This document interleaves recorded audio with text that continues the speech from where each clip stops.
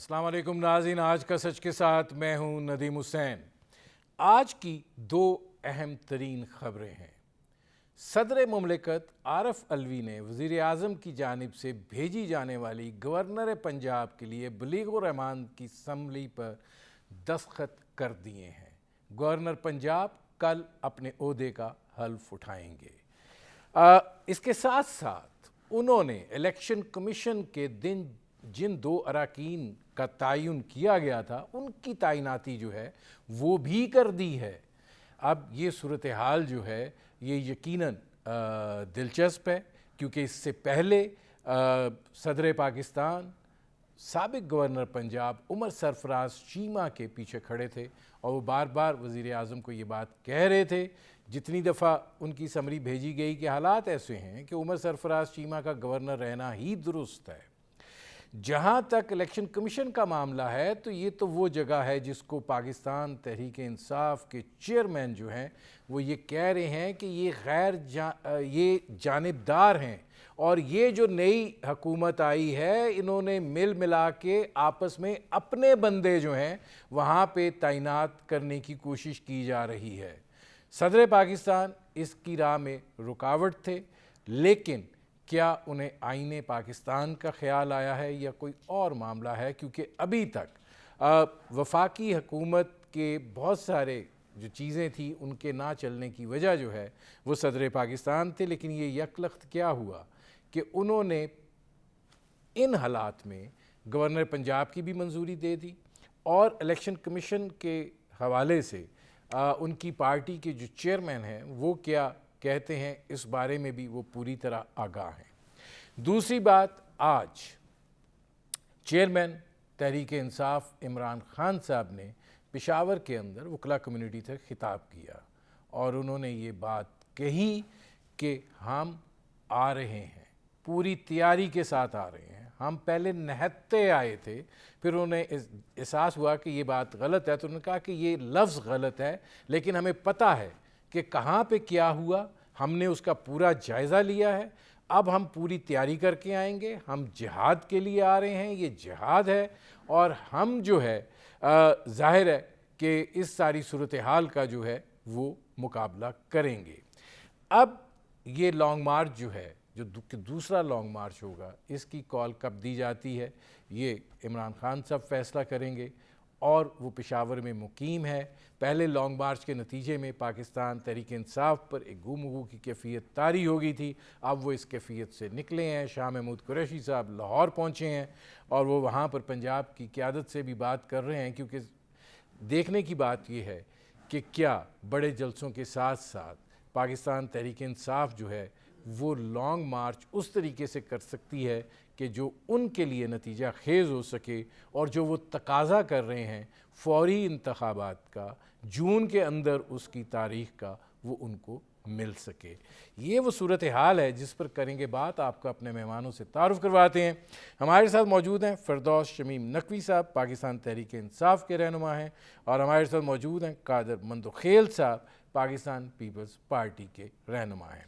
फ़िरदौस शमीम नकवी साहब, ये फरमाइएगा कि सदर पाकिस्तान को आईने पाकिस्तान का जो है वो ख्याल आया है या क्या हुआ है? मैं वो अल्फाज नहीं इस्तेमाल करना चाहता जो सोशल मीडिया पर हो रहे हैं, लेकिन ये जो तब्दीली आई है यकलख्त और उन्होंने एक ही दिन में सारी फाइलें जो है वो निकाल दी हैं, क्या उनको ये एहसास हो गया है कि अब हुकूमत यही चलनी है? मेरे ख्याल से ये नहीं है और इसका बेहतर जवाब तो सदर मुमलिकत खुद दे सकते। मेरी उनसे बातचीत नहीं हुई, लेकिन मैं ये जानता हूँ कि आरिफ अलवी एक नहायत समझदार सुलझे हुए इंसान है।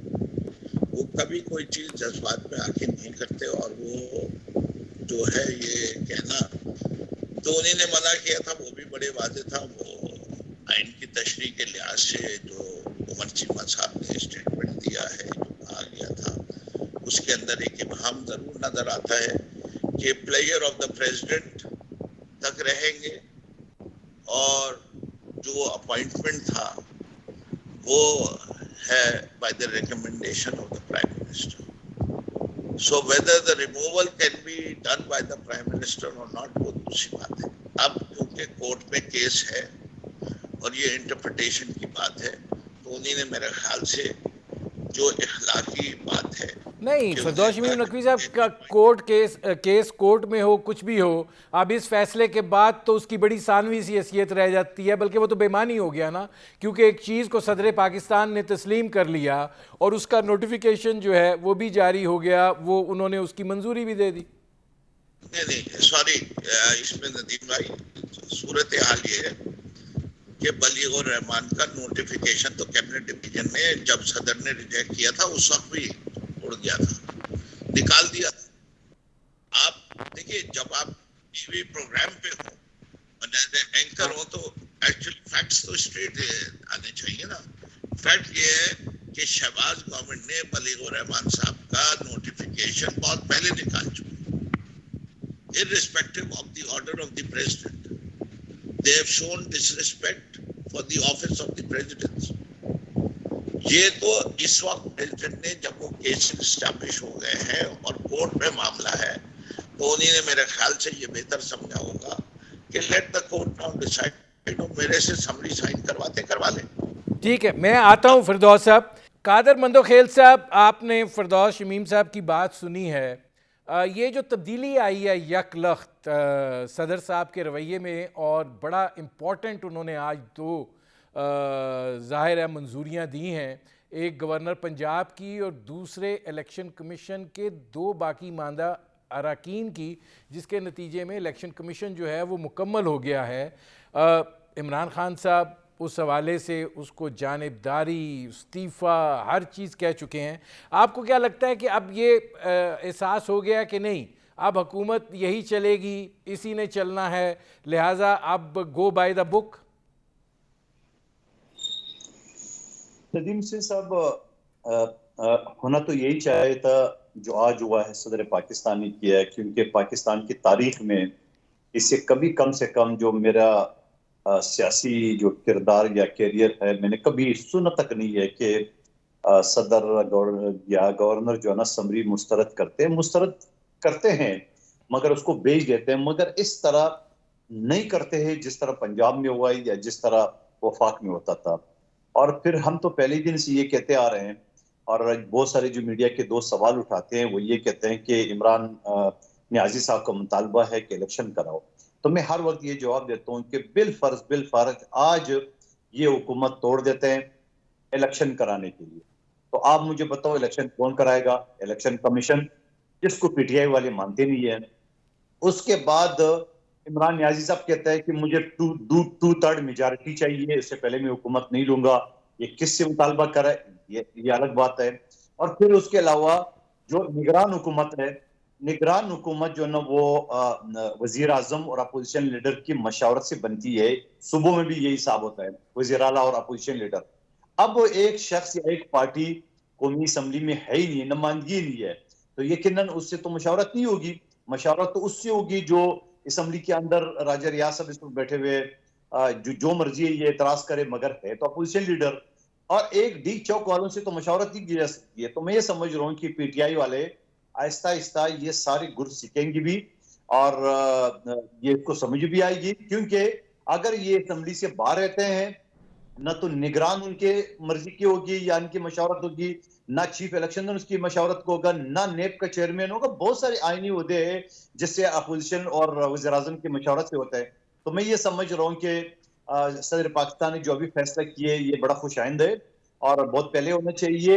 और अब मैं पीटीआई के दोस्त जिन्होंने गवर्नर पंजाब की पोस्ट के लिए केस दाखिल की लाहौर हाई कोर्ट में, वो उनको जो ना वो माफी के साथ वापस लेना चाहिए। और इस बात पे कि उनकी अपनी सदर पाकिस्तान ने इसके ऊपर अदम एतमाद की है उनकी पिटीशन के ऊपर, और जब नोटिफिकेशन हो गया, कल हल्फ हो जाएगा, उसके बाद क्या उसकी हैसियत रह जाएगी मुझे कादिर साहब एक ब्रेक लेना पड़ रहा है। नाज़रीन, हमारी गुफ्तगू जारी है, एक मुख्तसर से कमर्शियल ब्रेक का वक्त हुआ है, मिलते हैं सोफे के बाद।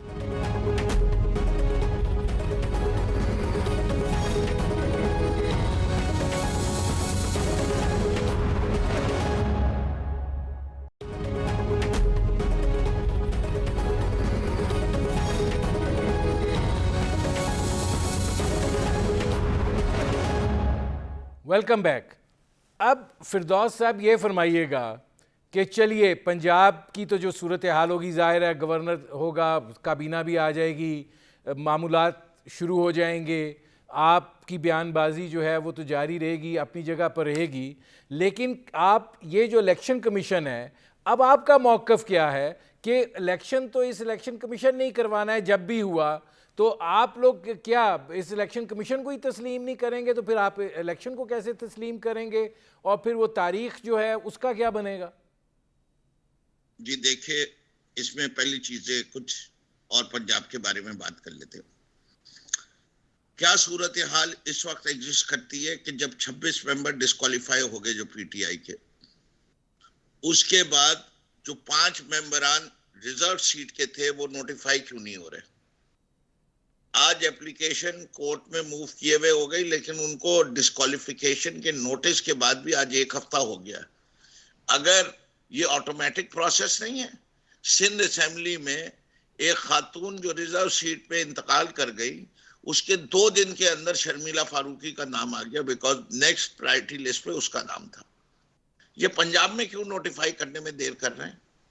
दूसरी चीज, क्या इनके पास अब एब्सोल्यूट मेजॉरिटी है हाउस की? नहीं है। He is a pretender.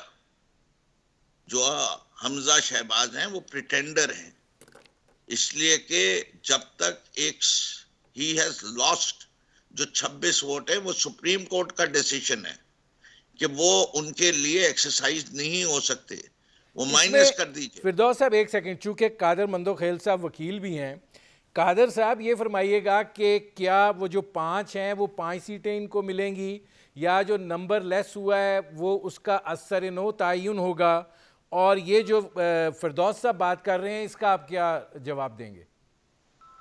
देखिए, कानूनी और आईनी बात तो ये है कि अगर पंजाब हुकूमत ने या मुस्लिम लीग नून के हमजा शहबाज शरीफ साहब मेजॉरिटी लूज कर चुके हैं, तो उसका अगला तरीका ये है कि गवर्नर उसे अदम एतमाद के लिए कह दे, ठीक है, जो कि अभी तक गवर्नर ही नहीं था।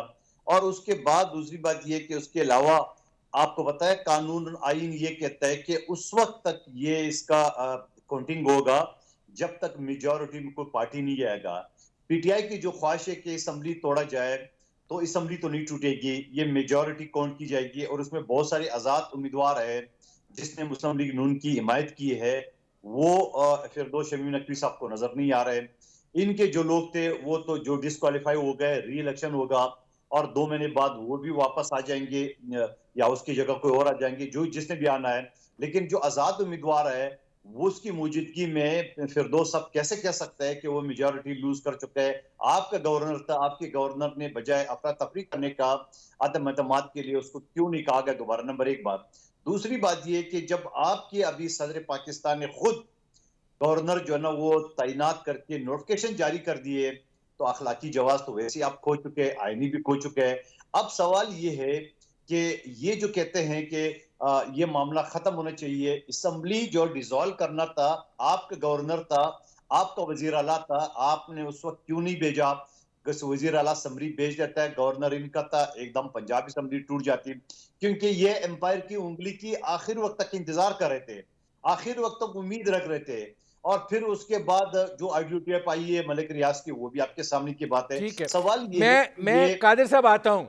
अब ये जो चीज़ है, गलत सियासी फैसलों के लिए आपके लिए फिरदौस साहब बड़े सितमगर साबित हुए हैं, वक्त पे फैसले नहीं हुए। पहली चीज रुक जाए नदीम भाई, रुक जाए। हाँ, इन्होंने कहा क्या है? इनसे सवाल पूछा गया था कि 5 लोगों को इलेक्शन कमीशन ने क्यों नोटिफाई नहीं करी? जवाब दिया? नहीं दिया। दूसरी चीज, हमजा शहबाज को तमाम तर लोगों की सपोर्ट सब कुछ के बाद कितने वोट मिले थे? 196। 25 माइनस कर दीजिए, फिर क्या सूरत हाल होती है? 178। पीटीआई के एग्जिस्टिंग वोट, पीएमएलक्यू के 10 वोट। फिरदौस साहब एक सेकंड, यहाँ पे जी फिरदौस साहब एक सेकंड, यहाँ पे ताखीर आपकी जानिब से हुई। अगर नहीं हुई, मैं आपको वही बताना चाह रहा हूँ, कि गलत बयानी अगर कादिर मंदोखेल साहब करना चाह रहे हैं तो वो ना करें, इससे कि यहाँ जो बात है वो फैक्चुअल बता रहा हूँ। हाँ। कि इस वक्त नंबर ऑफ वोट्स जो हैं, अगर ये 5 लोग नोटिफाई हो जाते हैं, Hamza has less votes than PTI, एक। दूसरे, गवर्नर ने क्यों नहीं डी नोटिफाई किया? इसके को गवर्नर के ऊपर एक कंट्रोवर्सी चल रही है। गवर्नर के ऊपर क्या कंट्रोवर्सी चल रही है? वो ये चल रही है कि गवर्नर को हटा दिया था शहबाज शरीफ ने। अगर वो गवर्नर एक ऑर्डर दे देता डिसोल्यूशन ऑफ असेंबली का, वो फिर चैलेंज होना था और वो कॉन्स्टिट्यूशनल क्राइसिस, जुडिशियल क्राइसिस के अंदर और वहां फंस जाती। और जो लाहौर हाई कोर्ट है, मुझे कोई इसमें नहीं है, it's a very biased high court. चलें, बहुत सारे अब एक सवाल इसमें और है जो करने दे, जी, एक बात आप बात मुकम्मल करने देंगे मैम? आप मुझे कहें 30 सेकंड में, 30 सेकंड में मुकम्मल करूंगा, बट बात मुकम्मल करने दें। बात सारी ये कि ये जो है इस वक्त गवर्नर का जवाब मैंने दे दिया। अभी जिस वक्त है, अगर ये सही मानों में जमहूरियत है, 5 को नोटिफाई करे, वोट काउंट कराएं। मैंने कब कहा है कि जब तक लार्जेस्ट नहीं हो, उसके बाद हमारी मर्जी है, हम वोट ऑफ नो कॉन्फिडेंस लाएंगे। तो वोट ऑफ नो कॉन्फिडेंस जब लाएंगे तो हम अपनी मेजॉरिटी दिखाएंगे। या गवर्नर नहीं कह सकता ना, हम तो कह सकते हैं ना, लाओ तुम अपने वोट। आएगा कोर्ट की तरफ से। एक सवाल है जी, एक सवाल है, कोर्ट को फैसला देना पड़ेगा जी। आप कोर्ट के पास कोई और ऑप्शन नहीं है इस वक्त। फिरदौस साहब, एक सवाल ये है कि देखें, मलक रियाज साहब जो हैं, उनका इतना कंट्रोल है, एक तासुर पाया जाता है मीडिया पे कि अगर उनके हवाले से कोई बात की जाए, जब तक उसकी दुरुस्तगी का 100% यकीन ना हो, कोई मीडिया हाउस जो है वो उसको चलाने की जुर्रत नहीं करता। ये एक तासुर है। अब ये तासुर जो उभर कर सामने आया है कि उनकी जो ऑडियो लीक हुई है, जिसमें वो जरदारी साहब से कह रहे हैं कि खान साहब जो हैं वो पैच अप के लिए बेतहाशा मैसेजेस कर रहे हैं, तो अगर ये सूरत हाल है तो इसका मतलब है कि असल मसला तो इक़्तिदार का है कि उसको बचाने के लिए फिर किसी हद तक चले जाओ। सॉरी, ये ऐसी वाली बातें, पीटीआई को अगर ये करना होता पैचअप, तो उस वक्त नहीं करता जब सिंध में हुकूमत थी और हमारी वहां थी, हम पैचअप कर लेते। हमने उस वक्त नहीं किया। अभी गिरने से पहले ये जुमला कहा, निशाने पे हो जरदारी तुम मेरे, जिसके ऊपर जरदारी साहब ने जो है वो किया है। अभी कहा तुम मुल्क की सबसे बड़ी बीमारी हो। तो ये तो इमरान खान के स्टेटमेंट्स हैं। आपको मलिक रियाज जैसे आदमी, जिसने इस मुल्क को धोखा दिया हुआ है, जिसने पूरा पार्टनर है आसिफ जरदारी का बैरियर टाउन में, जिसके ऊपर पेनल्टियां लगी हुई हैं, जिसकी वीजा कैंसिल हुए हुए इंग्लैंड में, जिसने कौन सा गलत काम नहीं किया हुआ इस मुल्क के अंदर, कितने लोगों के प्लॉट्स नहीं दिए हुए, किस तरह उसने सस्ती जमीनें पकड़ी हुई हैं। आप ऐसे लोगों को इज्जत देना चाहते हैं? इतने मलिक रियाज साहेब, छोड़िए जनाब। अच्छा, अब कादर मुंदोखेल साहब, आपने फिरदौस साहब की बात सुनी, वो तो इस चीज की तरदीद कर रहे हैं। आपका क्या मौकफ है इस हवाले से? मैं आता हूं फिरदौस साहब जी। ये वो शख्स है जिसको आप नमक हराम कहो, जिसको आप खुदगर्ज कहो, जिसको आप मतलब परस्त कहो, तो ये अल्फाज कम पड़ जाते हैं। यही मलिक रियाज थे जिसकी जहाज में वो फिरदौस शमीम नकवी के पास सिंध में ही आते थे। भूल गए ये बात? यही मलिक रियाज था। याद रखे फिरदौस साहब, इनके जहाज में सिंध आते थे और फिर आज आप कह रहे कि वो फला है तो जिंदा है। मुझे उससे कोई मसला नहीं है, मुझे उससे कोई मतलब नहीं है। जो करता है गलत करता है। रुक जाओ, आंके सब्र करो। सब इनको तो खामोश करा दे। नजीम साहब, मुझे तो बात करने दे। फिरदौस साहब, मैं आपको उनको आप बात मुकम्मल कर लेने दे। मैं आपको पूरा टाइम दूंगा कि आप अपनी बात कर सकें, रिप्लाई कर सकें जी। ठीक है, एक तो ये खुद मान रहे कि वो मतलब परस्त, खुदगर्ज और बेशर्मी का इम्तियाज का शख्स है। उनको उसको मलिक रियाज की याद नहीं आ रही, जो जिसकी जहाज में गुंडा था। इनको हलीम खान नजर नहीं आता था, जो इसका एटीएम मशीन था। और गवर्नर सिंध का अब आज भी वहां पे बंगला है हलीम खान के स्कीम में, मैंने खुद देखा हुआ है पहाड़ के ऊपर। और फिर उसके बाद आपको इनको क्या नाम है, जहांगीर तरीन को याद नहीं आता था, जो जहाज पूरा पाकिस्तान में घुमाता था और जो पीपल्स पार्टी के और नून लीग के लोग तोड़ के वो बनी गाला ले जाते थे और वहां दुपट्टा पहनाते थे और फिर ये कहता था विकेट गिर गई है। और वो विकेट है। फिर जो पंजाब में नून लीग के 7 MPA तोड़े गए वो विकेट थे, और इनके लोग तोड़े गए तो फिर वो लोटे हो जाते हैं। ये तो दोगलापन तो इनका पुराना आदत है। दूसरी बात ये कि कल ही इमरान इसने कल इसने चारसदा या के पीके में ये छुपा हुआ ये शख्स, ये सिंध, कराची, इस्लामाबाद कहीं नहीं जा सकता। ये इतना बहादुर शख्स है जो बढ़ के मांग रहा था। और वो शीदा टली किधर गया? वो शीदा टली जो गिराओ गिराओ किधर गायब हो गया? आपको पता है वो कहाँ छुपा हुआ था? मलिक रियाज के घर पे। फिरदौस नकवी नकवी साहब, आपका वजीर दाखिला उसी रात को मलिक रियाज के घर पे छुपा हुआ था। आपको कहीं नजर नहीं आया है? ये तो सारी मीडिया ने देखा जिस तरह गिलाओ गिराओ की बातें करता था। फिर आप मलिक रियाज को बुरा भला कह रहे। फिर उसके बाद उस कल और आज के प्रोग्रामों में इमरान न्याजी साहब ने उस वीडियो की तरदीद नहीं की है। तरदीद करता तो मलिक रियाज का स्टेटमेंट आ जाता, नंबर एक बात। दूसरी बात यह कि कल उसने मीडिया से बात करके एक और अनोखी बात की है इमरान न्याजी साहब ने कि मैंने कुछ ठेका उठाया इस मुल्क का। ये वो शख्स है जो इख्तिदार में था तो कहता था कि आलू प्याज के लिए मैं नहीं आया हूं, और महंगाई की पाकिस्तान को यहां तक पहुंचे आपके सामने की बात है। और फिर अब कहता है मैंने कोई ठेका थोड़ी उठाया। और भाई लोगों ने ठेका उठा लिया आपकी बीमारी को साथ ले जाके ले जाने का। कादर मंदोखेल साहब, मुझे एक ब्रेक लेना पड़ रहा है। नाजरीन, हमारी गुफ्तगू जारी है। एक मुख्तसर से कमर्शियल ब्रेक का वक्त हुआ है। मिलते हैं इस वक्फे के बाद।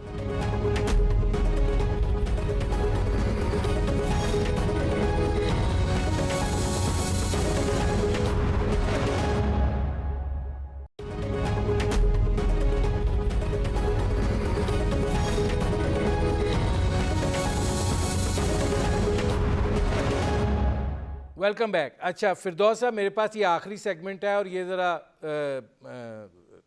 थोड़ा वक्त होगा, लिहाजा मैं असल उसकी तरफ आता हूँ। इमरान खान साहब कह रहे हैं कि हम आप पूरी तैयारी के साथ आएंगे, और उनके मुंह से निकला पहले हम निहत्ते आए थे, फिर कहा कि नहीं ये गलत लफ्ज़ है। जब आप तैयारी की बात करते हैं तो क्या आप आंसू गैस लेकर आएंगे, आप असला लेकर आएंगे, आप लाठियाँ लेकर आएंगे, आप क्या करेंगे? मतलब वो इस जिहाद कह रहे हैं, जंग कह रहे हैं, तो ये क्या है? नदीम भाई, मैं बड़ी माजरत के साथ, ये leading questions when are not good. I don't know कि कहाँ से ये आप इस किस्म के सवाल अब पूछने लगे। पहली चीज बड़े वादे तौर पे का तैयारी ये है कि सुप्रीम कोर्ट को मूव करेंगे। एक मिनट, अब मुझे बात मुकम्मल करने दीजिए। आपका अंदाजे गुफ्तगू और तर्ज सवाल का अब मुझे जवाब देने दीजिए। मैंने तो सुन तो लिया ना आपका सवाल।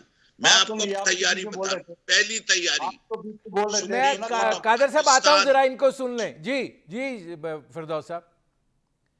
सुप्रीम कोर्ट ऑफ पाकिस्तान को मूव किया जाएगा, बाकायदा वहां से जगह की भी इजाजत ली जाएगी और वहां एहतजाज में बैठने की भी दी जाएगी, और उनसे बाकायदा rules of the game establish जो कि डेमोक्रेसी में है, जमहूरियत में एहतजाज का हक मुझे दिया है, वो पाबंदियां गवर्नमेंट पे लगवाई जाएंगी कि वो हमारे लोगों के साथ वो सलूक ना कर सके जो माजी में किया है। यहाँ बैठे हुए हैं वो हजरात जिनको इस्लामाबाद में रेड जोन में भी आए थे और उनके ऊपर ये सलूक नहीं हुआ था। मौलाना फजलुर रहमान के लोग भी आए थे, उनके साथ भी ये सलूक नहीं हुआ था। मरियम के लोग भी आए थे, उनके साथ भी नहीं हुआ था। ये आमराना सलूक, ये आमराना सलूक, ये बच्चों के साथ सलूक किया गया, औरतों के साथ सलूक किया गया। इसकी तारीख, बदतरीन पाकिस्तान की तारीख में इससे बदतरीन सलूक कहीं मिलेगा नहीं। वीडियोस देख लीजिए आप। तो इसलिए मैं ये समझता हूं कि जो आप सवाल पूछेंगे क्या तैयारी करेंगे ये, और मैं ये भी कह दूं कि अगर नहीं होगा तो क्या हमारे पास हर शहर में एहतजाज करने का हक है कि नहीं है? हम हर शहर में भी बैठ सकते हैं। ये नहीं है। इंशाल्लाह तैयारी भी होगी, हमारे जलसे भी कामयाब रहे, और अगर हमारी इतनी पॉपुलैरिटी नहीं है तो सबसे पहला काम इनको ये करना चाहिए कि इतनी खराब हुकूमत की थी कि हमने GDP growth highest in 2 years continuous दिया, हमने क्लाइमेट चेंज पे जो काम किया दुनिया ने सराहा, हमने टूरिज्म ने इसका डेस्टिनेशन नंबर 1 किया, दुनिया ने सराहा, हमने हाउसिंग की पॉलिसी दी, उसको सारी दुनिया भी सराहती है, सब सराहते हैं, हमारी जो इस वक्त 10-50 साल के बाद डैम बनाने की बात शुरू हुई, वो भी हुआ। Highest agriculture growth rate Pakistan की पिछले 20 साल तारीख में आ गया। इंडस्ट्रियल ठीक ग्रोथ है, आ गई। मैं फिरदौस साहब आता हूँ, एक सेकंड। जीडीपी जी 6% से फिरदौस साहब बढ़ी, मैं आता हूँ। 6% से बढ़ी जीडीपी। जी अब उसके बाद कादिर मंदो ख्याल साहब कहते क्या किया भैया, इन्हीं ने आंखों में अगर काले चश्मे लगाए हुए, इन्हें आसिफ जरदारी की चोरियां नजर नहीं आती, उसका कतरी खत नहीं नजर आता नवाज शरीफ का, जो इनका सबसे बड़ा फिरदौस साहब जरा लंबा हो गया जवाब, मैं आ रहा हूँ, मैं आ रहा हूँ फिरदौस साहब। अच्छा कादर मंदोखेल साहब ये फरमाइएगा कि आपको क्या लगता है कि लॉन्ग मार्च होगा या ये कि सुप्रीम कोर्ट से एक सेट पैटर्न के तहत, जैसे मौलाना फजल रहमान का पहले भी कहा गया कि जो माहिदा था उसी को इम्प्लीमेंट कर लो, तो वो होगा, या क्या मौकफ है कि नहीं इस्लामाबाद में नहीं आने देना? नदीम साहब मेरे बिल्कुल मंतक वाली बात 2 मिनट सुन ले। जब जिस दिन इस्लामाबाद में वो चढ़ाई करा था पख्तूनख्वा हुकूमत की मशीनरी के साथ, मैं उस रात को जाग रहा था। जब इस्लामाबाद में इंटर हो गया शख्स, उन्होंने कहा मैं यहां से नहीं जाऊंगा जब तक तारीख नहीं मिलेगी, और आपने देखा सुबह कैसे भागा, नंबर 1 बात। और भागते के साथ उसने बोला कि 6 दिन बाद वापस आऊंगा। 6 दिन तो आपके कल पूरे हो रहे हैं, तो आप कल आ जाओ ना, अभी तक सोच करे। अब भी फिरदौस साहब बता रहे कि हम केस करेंगे। मैं सुप्रीम कोर्ट का वकील हूं, केस को आप 6 दिन में निपट जाएंगे। और केस आप किस मुंह से कर रहे हो? जिसने दरख्तों को आग लगाया, जिसने घास को आग लगाया, क्या सुप्रीम कोर्ट ने जो हिदायत दी है कि H9 में आप जलसा करें, आप डी चौक पहुंचे, आप दंडमार बरदार आपके सामने है, पुख्तनख्वा हुकूमत की मशीनरी क्रेनों के साथ, स्क्वाड के साथ। नहीं कादर मंदोखेल साहब, आपको लगता है कि ये लॉन्ग मार्च होगा? नहीं नजर आते, क्रेनें नजर आती है, क्या सुन ले नदीम साहब, जी अब जी दूसरी बात ये गोगा गोदी का खेल जो है ये जल्द मैदान पे आने वाला है। अभी तो मलिक रियाज की वीडियो आ गई है, गोगा गोदी का खेल सामने आने वाला है, इनके करप्शन सामने वाला है। वो गोदी क्यों बाजी है? और गोदी को अलीमा खान को इमरान खान ने सपोर्ट नहीं किया, गोदी को सपोर्ट किया है। ये जरा एक बात आने दो, इनके करप्शन की स्टोरियां भी आने दो, ये मुंह दिखाने की काबिल नहीं रही आवाम के सामने। और 6 दिन के बजाय अभी ये सुप्रीम कोर्ट गए, कम से कम 6 महीने तो वहां लगेंगे उनको, उसके बाद ये तैयारी करेंगे। तब तक 2023 का इलेक्शन आ जाएगा। और फिर आइन का आर्टिकल 8 से 28 ये कहता है फंडामेंटल राइट्स, यकीनन इनको जल्द से जुलूस की इजाजत है, मगर आप असला बरदार, आप खून खराबी की बात करेंगे, आप जात की बात करेंगे, आपको घुसने नहीं दी जाएगा। कहीं भी आप सुप्रीम कोर्ट के हुक्म के मुताबिक आप आए, आप अपने घर से नहीं निकल सकेंगे। तो शमी नकवी साहब आप कहा थे उस रात को, और सीधा टीवी कहा था, आपके वजीर आपके मुफ्ती मेरे प्रोग्राम का वक्त खत्म हो रहा है। बहुत शुक्रिया फिरदौस शमीम नकवी साहब, बहुत शुक्रिया कादर मंदोखेल साहब। नाज़रीन ये थे फिरदौस शमीम नकवी और कादर मंदोखेल, आपने उनकी गुफ्तगू सुनी। अब तक के लिए इतना ही, इजाज़त दीजिए, अल्लाह हाफ़िज़।